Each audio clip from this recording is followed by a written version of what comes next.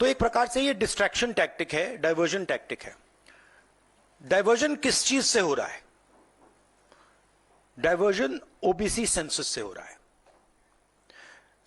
मैंने पार्लियामेंट में सिर्फ एक इंस्टीट्यूशन के बारे में बात की, वो जो हिंदुस्तान की सरकार का सेंटर है, कोर है, जो हिंदुस्तान की सरकार को चलाता है, कैबिनेट सेक्रेटरी एंड सेक्रेटरीज। और उसमें मैंने एक छोटा सा सवाल पूछा। प्रधानमंत्री कहते हैं कि वो ओबीसी के लिए बहुत काम कर रहे हैं। अगर प्रधानमंत्री इतना काम कर रहे हैं तो 90 लोगों में से सिर्फ 3 लोग ओबीसी कम्युनिटी से क्यों हैं? पहला सवाल। दूसरा सवाल, मैंने यही एनालिसिस बजट को देख के की कि भैया पूरा हिंदुस्तान का बजट क्या है और ये जो ओबीसी ऑफिसर्स हैं ये इस बजट में से कितना कंट्रोल कर रहे हैं और क्या कंट्रोल कर रहे हैं। आदिवासी क्या कंट्रोल कर रहे हैं, दलित क्या कंट्रोल कर रहे हैं। ओबीसी हिंदुस्तान के 5% बजट को कंट्रोल कर रहा है, ओबीसी ऑफिसर्स। तो मुझे बात समझ नहीं आ रही है। प्रधानमंत्री हर रोज ओबीसी की बात करते हैं, ओबीसी प्राइड की बात करते हैं, मगर ओबीसी के लिए किया क्या? अब जब मैंने ये बात बोली, उनका रिस्पॉन्स बड़ा इंटरेस्टिंग है।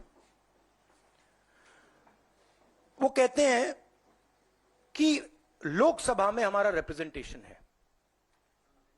लोकसभा में रिप्रेजेंटेशन का क्या लेना देना है?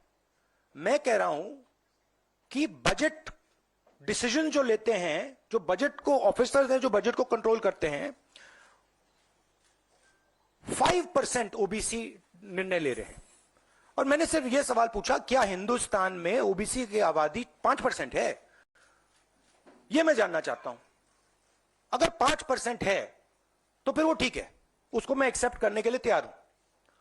मगर अगर वो 5% से ज्यादा है तो मुझे यह पता लगाना है, और एक बार मैं मन बना लेता हूं, मैं छोड़ता नहीं हूं, मुझे यह पता लगाना है ये ओबीसी हिंदुस्तान में कितने हैं, और जितने हैं उतनी भागीदारी इनको मिलनी चाहिए।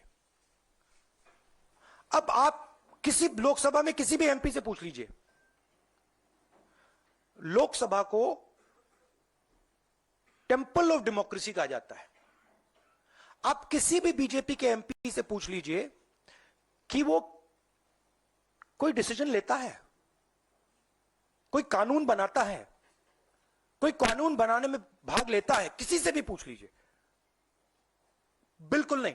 ना कांग्रेस का एमपी इस लोकसभा में, ना बीजेपी का एमपी, ना कोई और इंडिया का एमपी कोई डिसीजन लेता है। मतलब एमपीएस को जैसे मंदिर में मूर्ति होती है वैसे मूर्तियां बना रखी हैं, और ओबीसी की वहां पे मूर्तियां भर रखी हैं, मगर पावर बिल्कुल नहीं है। देश को चलाने में कोई भागीदारी नहीं है। यह सवाल मैंने उठाया है कि क्या, और हर ओबीसी युवा को यह समझना है कि क्या आपको इस देश को चलाने में भागीदारी मिलनी चाहिए, हां या ना? अगर मिलनी चाहिए तो क्या आपकी आबादी 5% है, हां या ना? यह सवाल है। और डिस्ट्रैक्शन इस बात से हो रहा है। बीजेपी को ये जो 2 पॉइंट्स हैं, महिला आरक्षण वाले, डिलिमिटेशन और सेंसस, महिला आरक्षण वाले, डिलिमिटेशन और सेंसस, इनको हटा देना चाहिए और एकदम महिलाओं को जो इज्जत मिलनी चाहिए, जो रिस्पेक्ट मिलनी चाहिए, जो भागीदारी होनी चाहिए, उनको एकदम वो कर दें। और कास्ट सेंसस का जो हमने डेटा निकाला था उसको पब्लिक कर दें, तो सारे हिंदुस्तान के ओबीसी युवाओं को पता लग जाए वो हैं कितने, और नया सेंसस कास्ट बेसिस पे करें। Thank you. और प्रधानमंत्री को अपने अगले भाषण में यह कहना है, यह समझाना है देश को कि हिंदुस्तान के सबसे जरूरी 90 अफसर जो हैं, उनमें से सिर्फ 3 ओबीसी क्यों हैं? यह मेन सवाल है। और मैंने दलितों और आदिवासियों की बात ही नहीं की अभी। अंग्रेजी में कह देता हूं। The BJP came up with the idea of a special session. We appreciated that idea. With a lot of fanfare and pomp, we moved from the old building to the new building. The Prime Minister, in a very dramatic gesture, carried the Constitution of India from the old building to the new building. And he said that he is passing a very important law. And we agree with him. Women's reservation is a central step in the empowerment of the women of India, and it is a critical step. But when we read the fine print, we found something very interesting. Two little subtexts were there. Number one, this will be done after delimitation. Number two, this will be done after census. What it means is this bill will be implemented a decade from now. It is not going to be implemented today, and every woman in India should understand this. It is not going to be implemented today, it's going to be implemented, if it is implemented, 10 years from now. So this is a diversionary tactic. It's a way of making everyone's attention move away. The question is, what are they moving away from?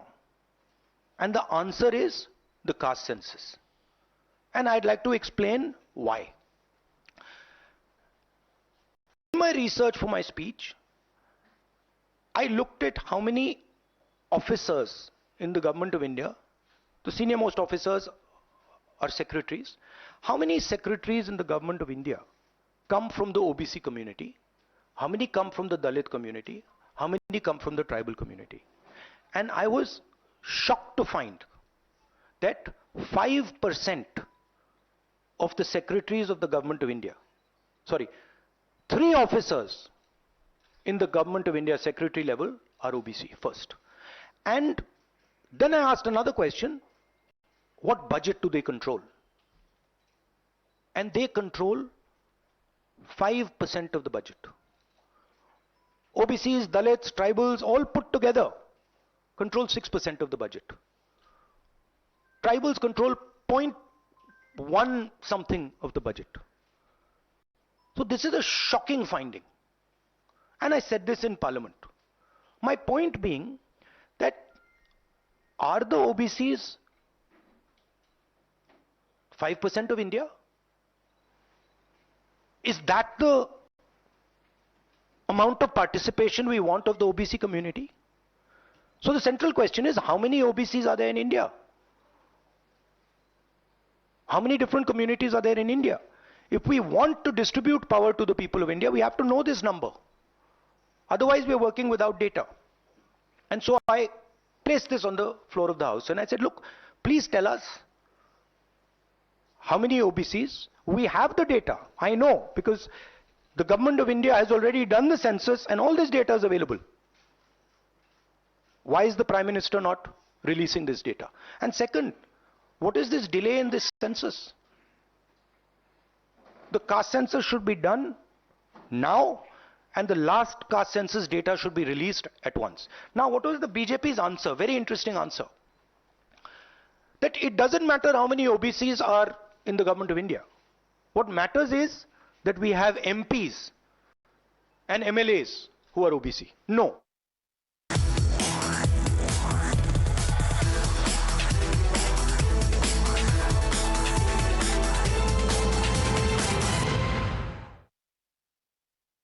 New Citroën C3 Aircross SUV.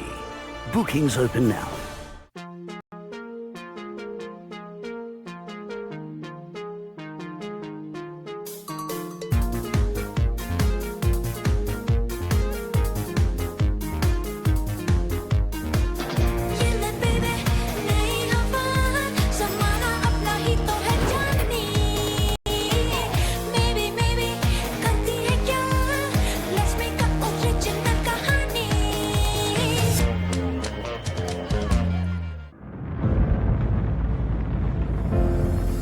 India is on the moon.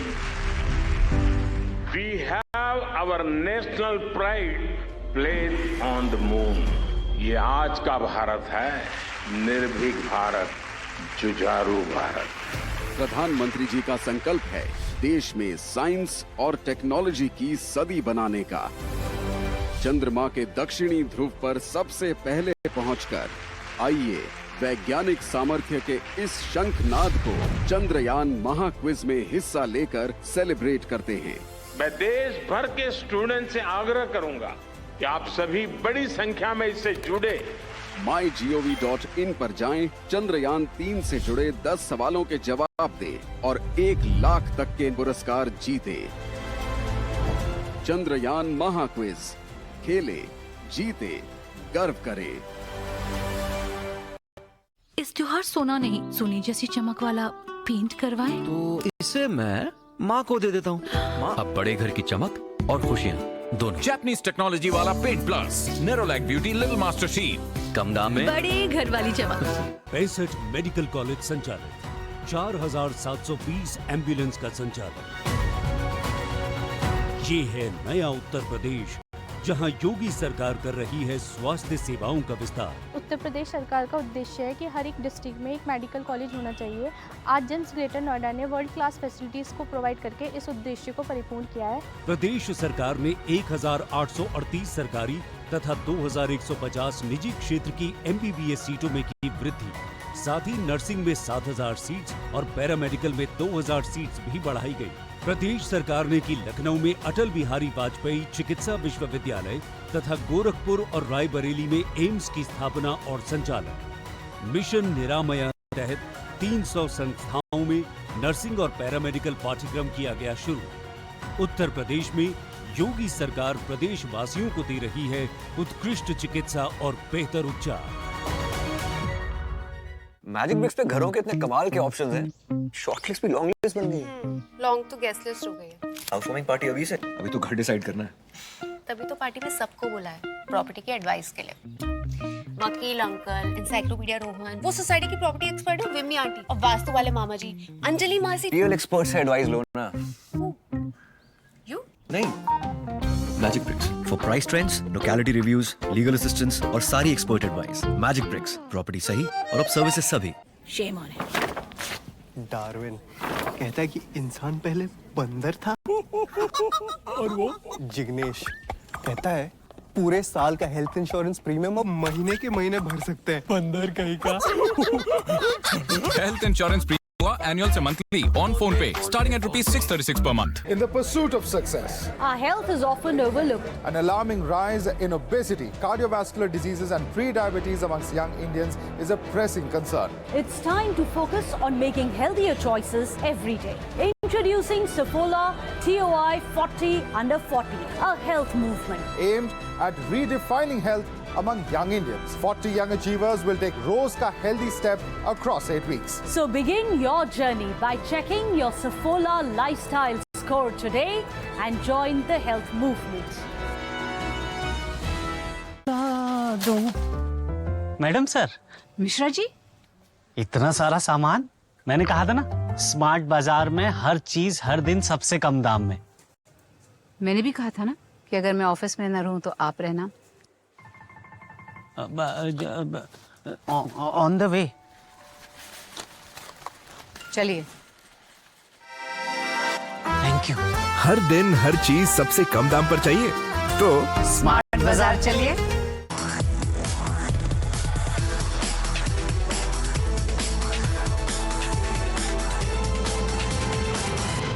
We are going to place a bill on OBC caste census in the floor of the house, and we are going to do it in 30 years. What does it mean? Means nothing. So we agree with the bill. Remove these two clauses and make it happen today. And don't insult the intelligence of India's women, because India's women understand what you're doing.